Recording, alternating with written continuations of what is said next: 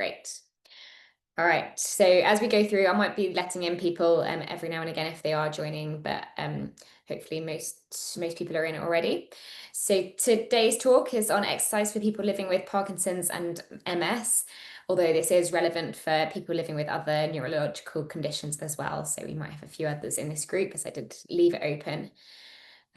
But today we're going to be talking about why exercise matters.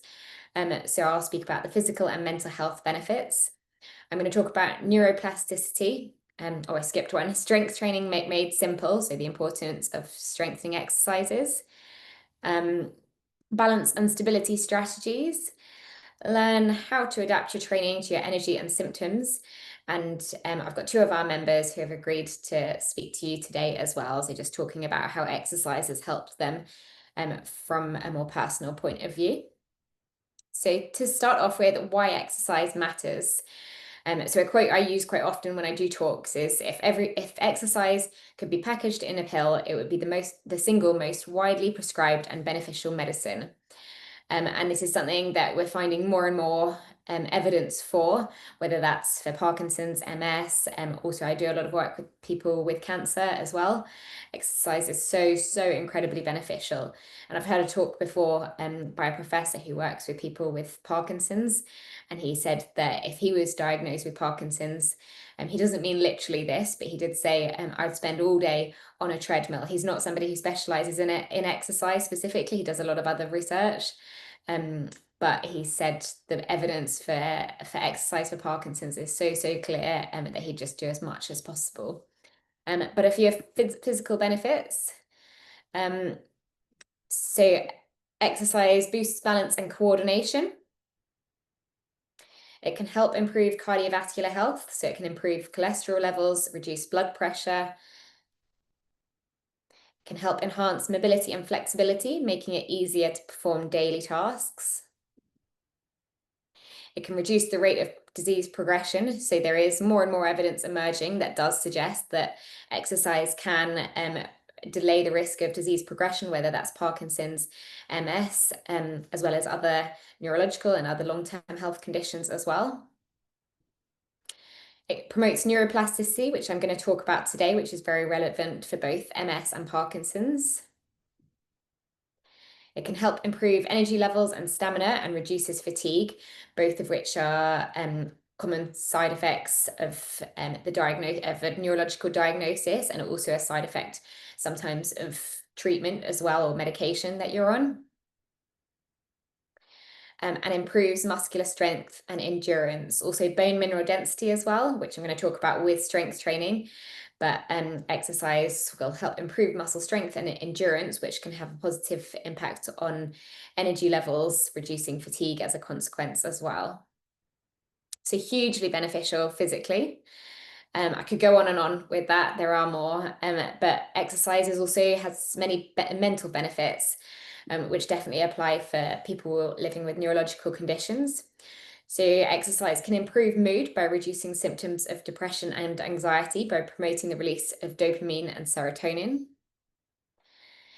It can also enhance cognitive function, improving memory and learning. So exercise stimulates the production of BDNF, a protein which is vital for growing new brain cells and maintaining existing ones. And then lastly, exercise can help improve stress management. So we know how bad stress is for the body, for the mind as well.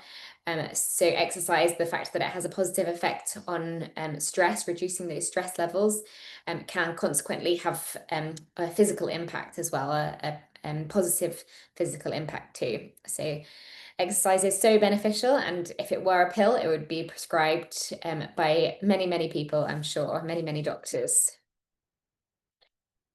So strength training, why is it important? So a lot of the work I do is focused on strength training, and that is because strength training is so important for all adults. I'm going to show you a graph in a second. As we get older, both our muscle mass reduces, and so does our bone mineral density. We get weaker and we lose bone mineral density. So strength exercises are so important for anyone, but even more so if you've been diagnosed with a neurological condition, because these conditions do impact your muscles and also your posture as well. So with Parkinson's, strength training is so important for postural control, which is affected by the diagnosis quite often. So it can help build muscle to support daily activities. It can help reduce fall risk by improving stability. It can support posture and mobility, and it can help improve energy levels and reduces fatigue.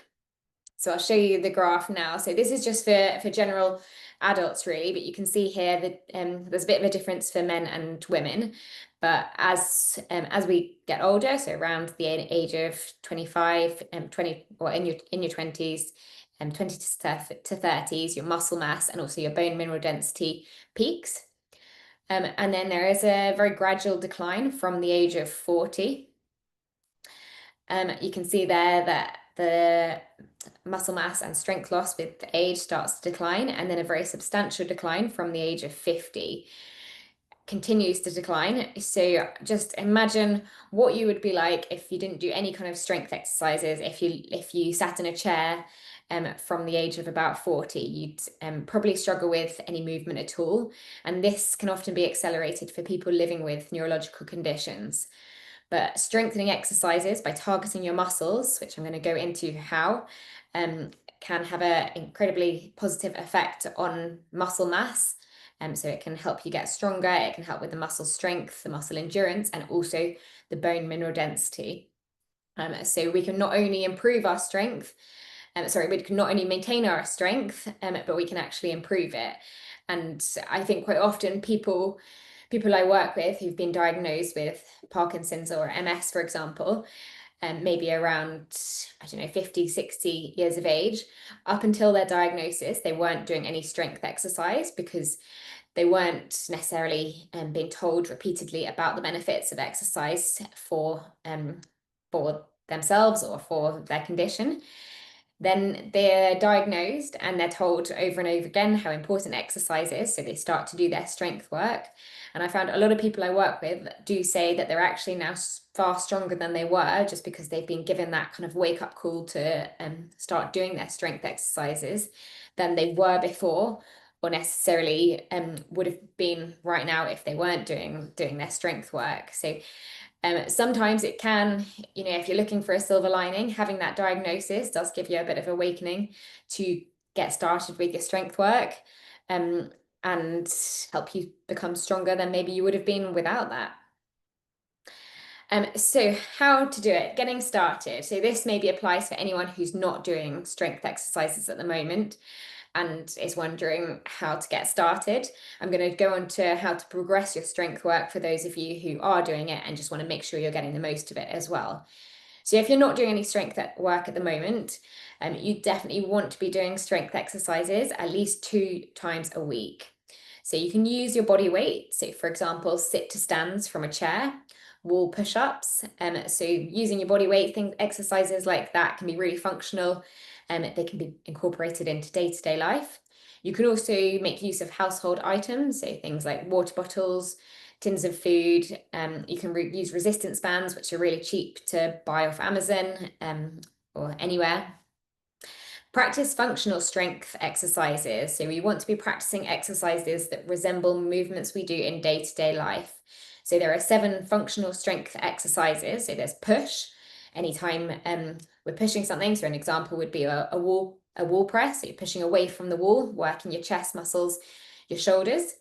Then we've got the pull movement. So for example, a band around a door handle, pulling backwards, squeezing the shoulder blades, working your back muscles and the backs of the shoulders. Squat, which resembles the movement of getting up and down off a chair. Lunge, which resembles the movement of climbing stairs. Rotate, another functional movement, which is even more important for people with Parkinson's because of that stiffness people get in the hips and in the back. Hinge, it resembles the movement of picking something up off the floor. And then the last one is just gait, so just being able to walk. With your strength exercises, progression is key.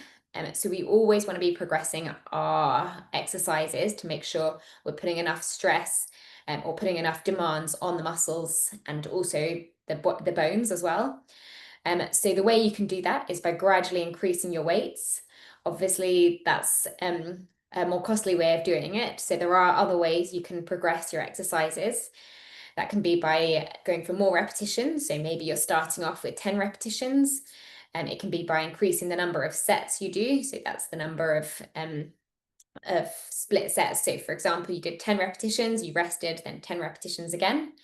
You can also progress your strength work by adding in pulses or increasing the time the muscles are under tension. So for example, if you were doing a squat, you'd maybe add in some pulses or hold at the end of it. But the key is progression. So just in whatever way, however you can, making sure you're progressing your exercises. Aim for between 6 to 30 repetitions. So fortunately, we have quite a big range that we are able to see improvements with. So research suggests that if you're hitting the range between 6 to 30 repetitions, where you get to muscle failure, which I'm going to go into on the next slide, that will result in that increased muscle mass and that improvement in strength. 2 to 4 sets, broken into 2 to 3 times a week. It's also important to rest in between sets. Listen to your body always. If anything doesn't feel quite right, or you're not doing a movement correctly, then important to also stop or adjust it. And also always rest in between rest the day after you've been doing strength exercises. I don't mean completely rest. I don't mean sit down all day, but just don't push the same muscles day after day, back to back, because what you're doing when you're strength training is damaging the muscle fibers, and we do need to leave time for them to repair, which allows them to grow back, grow back stronger. And same with the bones as well. So bones do need time to I don't want to become too technical here, but for the creation of the osteoblasts to encourage that bone mineral growth. So rest in between. Don't completely rest, but I just mean don't do strength exercises or work the same muscles back to back. So that's if you're getting started. And then I'm just going to become a little bit more technical because I want to be able to speak to people who are doing their strength exercises at the moment and want to make sure that they're able to progress, they're able to they're getting the most from their strength work. So do you want to make sure you are growing muscle as well as simply maintain it? Are you ready to improve your strength and energy levels as well as just maintain them? Then in order to do so on the first slide, if you're getting started, maybe it's fine to, just do 10 repetitions, see how it feels, do another 10, see how it feels. In order to really, really push yourself, then you must choose exercises that allow you to push your muscles to the point of failure, because this is key for growing muscle. And for anyone who is a member, this is what I talk about in our Build and Balance class all the time. This is our Friday class. So at the end of, say, for example, a bicep curl, you've got to your 10th repetition. If it feels like you can keep going, then you're not at that point of failure. So a key principle for muscle growth is known as progressive overload. So that means getting to the point where you feel like you couldn't do many more repetitions, or maybe 3 repetitions at the most. So we want to hit that point. So people often ask, does Pilates or does my bootcamp class or does combination movements result in muscle growth, or is that the same as strength training? And they're definitely beneficial. I'd never say any exercise or any type of physical activity is bad, because moving your body is always going to be good, but it's just not quite the same as strength work, as specific strength exercises where you're focusing on muscle failure. So if anyone's tried Pilates, or even if you think of our Thursday class, our core control and stretch class, sometimes you'll feel that burn. Or for example, if you're doing on the floor, you're on all fours and you're doing a donkey kick, so you're able to lift your leg up, and you're going to feel that in the glute, so the muscle in the bum. But you could probably keep going. You might feel a bit of a burn, but you're never going to get to that point within 30 repetitions of muscle failure. It's very, very rare. that you're able to get to that point where you feel like you couldn't lift the leg up another time. So you're still engaging the muscles. So it's still a great thing to do. And Pilates is really great for engagement and also rehab. So that's why therapists often recommend this style of exercise, but it's just not always the most productive for muscle growth. So for muscle growth, you want to focus on approaching muscle failure within 6 to 30 repetitions, as this is key for growth. And again, you can get to this point by adding in pulses, adding in holds, increasing that time that the muscles are under tension. So just a key principle, if anyone has questions about this at the end, I can go further into it. But important to bear in mind, and this is what I'm often stressing in our strength classes, that we are aiming to get to that point. And if you're new to strength exercises, you might not want to be hitting that point straight away, because sometimes you can be sore the next day. You might, if you're not used to it, you might be doing a movement incorrectly. But once you're ready, once you're feeling confident with your movements, that's what you want to be doing. So just going into that again, so aim for between 6 to 30 repetitions, 4 to 8 sets. So if you do want to progress your strength work, then also doing slightly more sets broken into 2 to 4 times a week. So the more you can do, the more you're going to be focusing on growing those muscles. Also prioritize simple, stable exercises that focus on one muscle group and aren't limited by balance, discomfort, coordination, or grip while you're focusing on strength. Train your balance and coordination separately. So I'm just going to do a demonstration here. So I'll often say this in our classes. For example, just make sure you can see me all right. So I'm going to give you the example of a modified reverse lunge. So this is an exercise that I will often get people to do. And we're focusing on one side of the body at a time, which is a great thing to do if you've got a weakness as well. So if you've got a stronger side and a weaker side, Lila likes to join in for the classes. Then doing one side at a time allows you to both focus on good control on the weaker side, but also making sure you're still pushing that stronger side. So a modified reverse lunge, where we're stepping behind, keeping the weight in the front leg, pushing through the front heel. So often in the classes, when we're doing our strength work, I'll see people trying to do it without holding on, kind of wobbling around. That's good as a balance exercise, but if you're doing that, you're not necessarily working to the full range of movement. So I'm going to kind of exaggerate this a bit. But if I was doing it without holding on, I'd maybe be wobbling, I'd go for a small step, and then I'd push forwards. Whereas when I'm holding on, when you're targeting your muscles, it's going to allow me to keep that control, increase that time the muscles under tension, go for a really nice big range of movement, and then I'll step forwards. So you can really capitalize on that exercise. So that's why I say train your balance and your coordination separately. Don't try and do it together. If you're focusing on balance, then great, do this as a different exercise, a different time. When you're focusing on strength, don't be afraid to hold on for a bit of support. Okay. So now neuroplasticity, so a little bit different, but neuroplasticity is really, it's an amazing thing with for neurological conditions, because it is the brain's ability to create new pathways and strengthen old ones, so movements become easier and more automatic over time. And here is how to get the most out of it. So I'm going to go into a few examples afterwards. But repeat, repeat, repeat. The more you practice a movement, the stronger that brain muscle connection becomes. So repetition is key for these. Prioritize functional exercise. So practice real life movements that you want to get better at. Give it your full attention.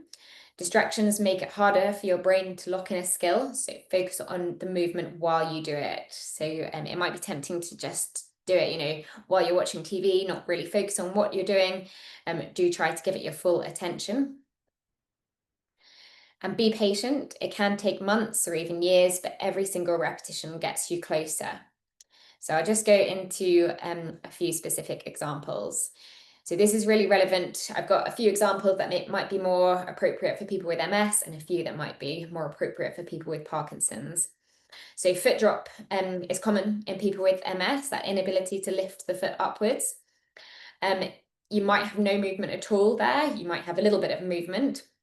But either way, by repeating that movement of lifting the toes up, so sometimes to start off with, you could use a towel to help you generate the movement if you don't have any movement. If you repeat it, 2 to 3 times a day or even ever, it's unlikely that it's going to make much of a difference. If you repeat the movement 10 times a day, you're strengthening that pathway 100 times. You're getting 100 times closer to get to helping generate that positive movement again, that actual movement of lifting the foot. And it's frustrating because it's something that's often invisible to see. You're not quite sure whether you're progressing, whether you're doing much. It's particularly when you don't have the movement at all. But repeating these exercises and focusing on perfect movements and perfect quality is absolutely key. And then again, bending the elbow. So initially, if you don't have any movement at all, using the other arm to help assist the movement, to help create that positive, that correct movement again. And then in Parkinson's, one of the things that people often experience is that the rounding of the shoulders, like the common Parkinson's stoop. So practicing really exaggerated movements. So these are our power movements to generate, again, the proper movement. Repeating that again as often as you can. It can help with that neuroplasticity, so that rewiring of the brain that's going to create new pathways to relearn or learn the movement again. So just repeating that. And then with small shuffling movements, I'm going to get up again to exaggerate this. So for anyone who's come across PD Warrior or PD Power, however it's called, the idea is that you're focusing on big purposeful movements to create amplitude, to reduce those smaller shuffling movements. So giving the Tadar example, whenever we're doing that, we're both opening up the chest, and then with that big step, we're helping avoid those smaller shuffling movements. And the more often you can practice it, the more likely we're going to create that pathway, that new pathway that's going to allow us to keep going with that movement. So quite different to our strength exercises. We want to think about them a lot more. So we want to connect our brain with our body a lot more when we're doing these. They're a lot more mindful. But if you've got a particular area of weakness, so any of these, for example, then repeating them as often as you can be really helpful. It's also important not to do incorrect movements, because if you're doing the wrong movements, for example, if you're practicing bending the elbow, but you're doing it all over the place, again, that can strengthen the wrong pathway. So that's why doing them correctly and thinking about them carefully when you're doing them as well. Okay. And then just moving on to balance. So balance is a complex skill and requires a multifaceted approach. So to improve balance, it's necessary to take practice in a combination of strength, flexibility, balance, and coordination exercises. Balance is another frustrating one because unlike strength, it can take a lot of perseverance to get better at. People often say to me, they've been saying, I've been practicing my balance exercises, I've been practicing standing on one leg over and over again, but I'm just not improving. So it is important to remember that we do need to practice a range of different exercises to improve your balance. So strength, if you've got a weakness in the lower leg or anywhere really, in the core as well, in anywhere in the body, it's likely that your balance is going to be impacted. So if you are weaker, important to strengthen. If you're not very flexible in a particular area, again, that can impact your balance. Just practicing balance exercises on their own, like standing on one leg, is important too. And then also coordination plays a part in balance as well. So practicing all of those types of exercises are important to improve your balance. It's also important to vary your balance training too. So rather than just sticking to the same balance exercise over and over again. And this is because the body adapts over time. So changing exercises can keep the brain and muscles engaged and continuously improving. A variety of movements also stimulate the brain and help create new neural pathways for better movement control, again, enhancing neuroplasticity. And then varying the exercise can help mimic everyday movements, making the exercises more functional. So if you are regularly practicing standing on one leg, I do encourage people to then maybe practice on a different surface, create more of a real life situation. So rather than just practicing on a flat floor, changing it so you're practicing on a cushion instead. That can make it harder, but also resemble an uneven surface like the grass, for example. And then just moving on to adapting your training while managing energy levels and symptom fluctuations. So unfortunately, with neurological conditions such as MS and Parkinson's, it's often that not every day is the same. Some days are always going to be better than others. Fatigue is a massive factor, or sometimes even pain or weakness. So if this is the case, with exercise, consistency is key. So I will always encourage people to keep exercising, but think about adapting their exercise to make it more manageable for them. So for anyone who suffers from quite extreme fatigue, then break your exercise down into smaller, more manageable chunks in the day. And particularly with those neuroplasticity exercises, they don't need to be done all at once. And you can break them down into smaller chunks. So, 5 minutes in the morning, 5 minutes at lunchtime, 5 minutes in the evening. Traditionally, people thought that we needed to do everything all at once, but there has been evidence that has suggested that breaking your exercise down can be just as beneficial.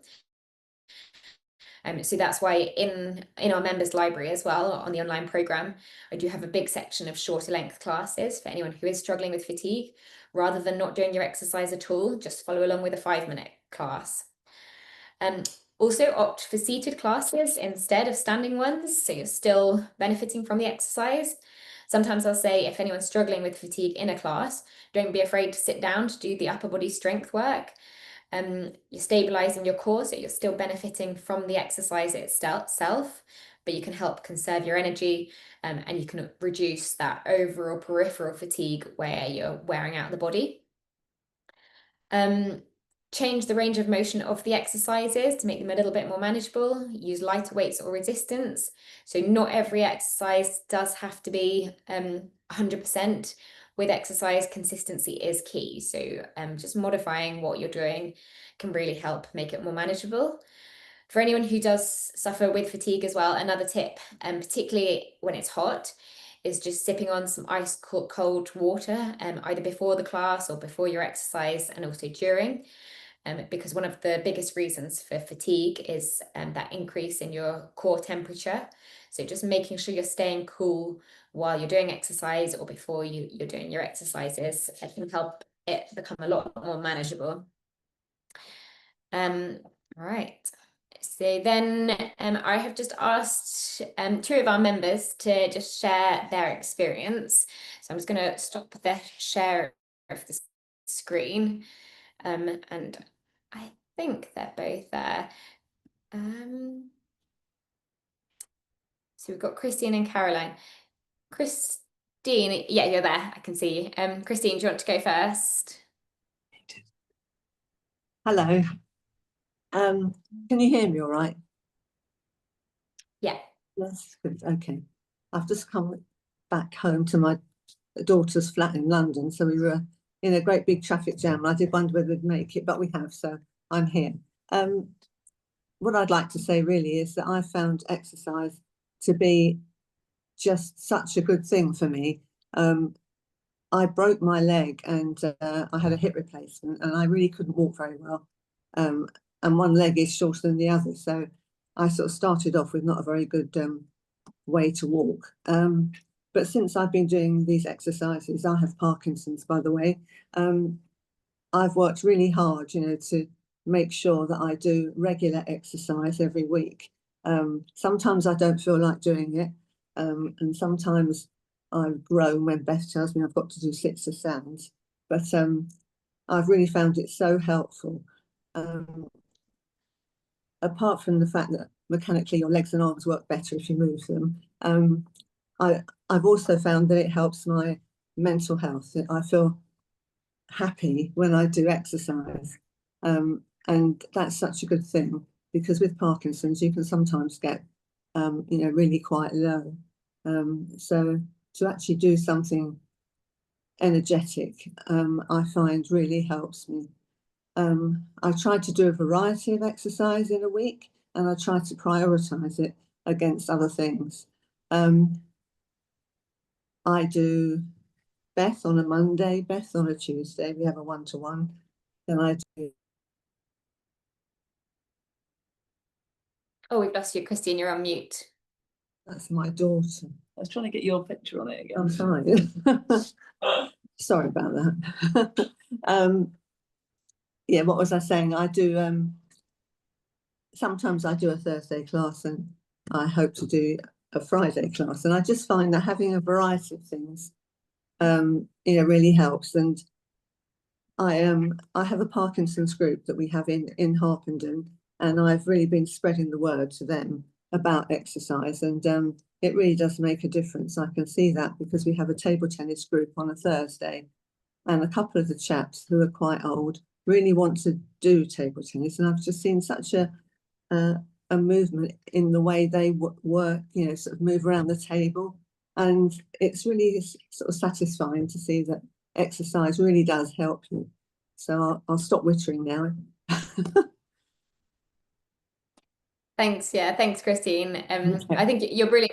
You're always so consistent with it, and you're throwing challenges left, right, and center, but you stick with it, don't you? And I think that's Well, I try to, yeah, it's so important, and it's very really impressive to see. And you make me do so many sit to stands, and I groan about doing it, but actually, once I've done it, I feel really good. So thank you, Beth. And then Caroline's going to share her experience as well. So I'll just spotlight you now. Okay. Yeah, so I have secondary progressive MS. I probably have had MS for maybe about 30 years, but I wasn't diagnosed until I had secondary progressive in 2017. And I was very lucky to be able to start the classes with Beth near the beginning when she actually started, and I don't think I'd be as able as I am now without these classes. I think it's the fact that I feel I'm covered with every aspect of exercise, so the strength and the resistance training and the core control and everything. I know that I'm covered. So I do all of Beth's classes, the online classes, and I have a one-to-one with her every week. I was on the MS Stat trial for 5 years up at Queen Square, and I thought I must be on a miracle drug because every time I went there, we had all these rigorous tests for everything, physical, mental, eyesight, everything. And I seemed to be improving. So I thought, oh, wow, this is a fantastic drug. The trial finished, and not only was the trial inconclusive, but I found out that I was on the placebo. So the only thing I can put it down to, my good progression, as in I was getting better, my scores were getting better, had to be the exercise. I'm now on another trial, and I'm continuing to improve. I still don't know if I'm on the drug or not, but I definitely will be continuing with my exercise. One of the things that has improved a lot is my foot drop. I had quite bad foot drop, and I used various different gadgets to try and improve that. But this summer I haven't used any gadgets. I've been able to walk normally. And again, that's because Beth, in my one-to-one session, she really looks at my weaknesses and pushes me. In fact, recently she's been pushing me really hard, like Christine said. And I say, what, another round? And I really feel that because Beth's telling me I can do it, I can do it. And I would have been a little bit nervous about this what do you call it, Beth, when you to fatigue, when you stretch yourself to Progressive overload. Yeah, muscle overload sounds quite scary, but if she says it's okay, it's okay. So I do it. In fact, we had a one-to-one yesterday, and I felt like I could hardly walk afterwards, but today I'm absolutely fine, raring to go. Last year I broke my leg, and so I couldn't do all the classes, but I did all her seated classes, and I did short 5-minute classes, and not just Beth's exercise, but I even found facial exercises and hand exercises and everything I could, because I knew I would go downhill without the exercise. And if I miss a week, which I have done occasionally through whatever reason, being ill or on holiday or something, I can feel myself going down. So I have to get back to it. I think the only other thing I want to say is that I decided to go back to golf. I hadn't played golf for 35 years. I'd played golf as a junior, and I thought, well, my golfing days are over. But last year I thought I'll have a go in a buggy. So I started off playing 18 holes in a buggy. And then I thought maybe I could try and walk 9 holes, and I could do that. And now I'm regularly playing 18 holes, walking the whole way. And I've even managed 3 days in a row playing 18 holes. And it's incredible. I without the exercise and the strengthening, there's absolutely no way I could have done any of that. So today I've played 18 holes today, and well, you can probably tell by my hair, but I'm still fresh. I could even do an exercise session. So yeah, exercise is the key, definitely. Great. Okay. Thank you. So there we go. Come back. Yeah, I think again you're definitely a real example, both on the neuroplasticity side, how you've regained that movement, and you've definitely become much stronger in the lower part of your leg, but also just showing as well, you know, when you're injured or when you've got something that's happened to you, you don't have to completely stop your exercise. There are always alternatives. So even, you know, if you can't do anything, if you with your hands, with your feet, with your legs and your arms, just practicing your facial exercises, because they're still beneficial. And when you've well, both for your mind and your body, and particularly for people with Parkinson's and sometimes other neurological conditions as well, practicing facial exercises is hugely beneficial. So there's always something you can do. So I will just go back to my screen again. And just spotlight myself again. There we go.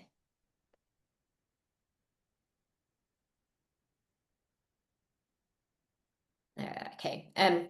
So just briefly, I'm just going to go into the online program, because this is something I definitely am passionate about, because I do believe the online program is helping so many people, and having it online helps with that consistency, which is just so key for your exercise.